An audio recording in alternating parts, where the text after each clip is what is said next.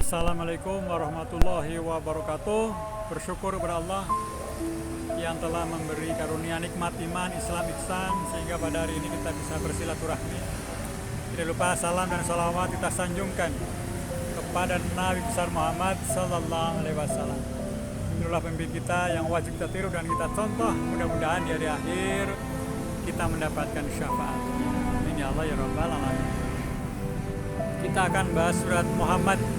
Mudah-mudahan kita rajin membaca surat Muhammad dan mengetahui makna-maknanya, tujuannya, dan pelajaran apa yang harus kita laksanakan dalam surat Muhammad ini. Saudara-saudara kaum muslimin muslimat rahimakumullah. Surat Muhammad terdiri atas 38 ayat, termasuk golongan surat-surat Madaniyah, diturunkan sesudah surat Al-Hadid. Nama Muhammad sebagai nama surat ini diambil dari perkataan Muhammad yang terdapat pada ayat kedua surat ini. Pada ayat 1, 2, dan 3 surat ini Allah membandingkan antara hasil yang diperoleh oleh orang-orang yang percaya kepada apa yang diturunkan kepada Nabi Muhammad Sallallahu Alaihi Wasallam dan hasil yang diperoleh orang-orang yang tidak percaya kepadanya. Orang-orang yang percaya kepada apa yang dibawa Muhammad Sallallahu Alaihi Wasallam, merekalah orang-orang yang beriman dan mengikuti jejak yang hak. Diterima Allah semua amalnya, diampuni segala kesalahannya. Adapun orang-orang yang tidak percaya kepada Nabi Muhammad Sallallahu Alaihi Wasallam adalah orang-orang yang mengikuti kebatilan. Amalan tidak diterima, dosa mereka tidak diampuni, kepada mereka dijanjikan azab di dunia dan di akhirat. Dinamai juga dengan al-qital atau peperangan,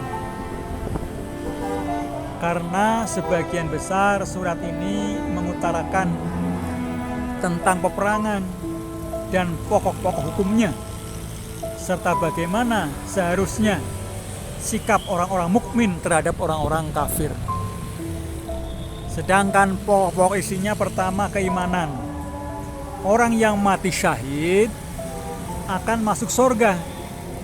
Balasan-balasan yang disediakan di akhirat bagi orang-orang yang bertakwa dan orang-orang yang durhaka keesaan Allah. Yang kedua, hukum-hukum, menumpas musuh pada permulaan peperangan sebelum gejala-gejala kemenangan, menawan mereka kalau tidak kelihatan gejala-gejala kemenangan, membebaskan tawanan itu dengan menerima tebusan atau tidak, larangan mengajak damai apabila telah nyata kemenangannya. Yang ketiga, lain-lain Allah selalu memberi cobaan kepada orang-orang mukmin untuk mengetahui siapa yang berjihad dan siapa yang sabar.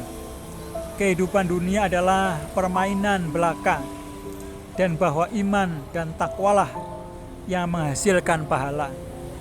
Allah akan menolong orang-orang yang menolong agamanya. Saudara-saudara kaum muslimin muslimat rahimakumullah.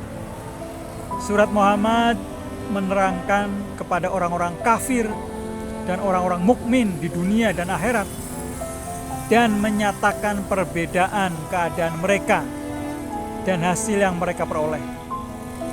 Dan surat ini menerangkan tentang hukum peperangan, ya, dan cara-cara orang mukmin menghadapi orang-orang kafir. Lalu ada enggak hubungan surat Muhammad dengan surat Al-Fath? Tentu saja ada. Yang pertama, pada kedua surat ini terdapat keterangan-keterangan mengenai orang-orang mukmin yang ikhlas dan keterangan-keterangan mengenai orang-orang musyrik dan munafik. Yang kedua, pada surat Muhammad terdapat perintah agar meminta ampun kepada Allah, sedangkan dalam surat Al-Fath disebutkan janji Allah bahwa orang-orang mukmin yang beramal soleh akan mendapat ampunan dan pahala yang banyak dari Allah. Dan yang ketiga, surat Muhammad diperintahkan supaya Muhammad Sallallahu Alaihi Wasallam memerangi musuh-musuh Allah. Sedang dalam surat Al-Fath dinyatakan bahwa Allah akan memberikan kemenangan kepada Muhammad Sallallahu Alaihi Wasallam. Itulah tentang surat Muhammad. Mudah-mudahan apa yang saya sampaikan bermanfaat dan kita harus rajin membaca surat Muhammad sehingga kita itu akan dicintai oleh Allah Subhanahu wa ta'ala. Kebenaran datangnya dari Allah Subhanahu wa ta'ala dan kesalahan datangnya dari saya sendiri. Assalamualaikum warahmatullahi wabarakatuh.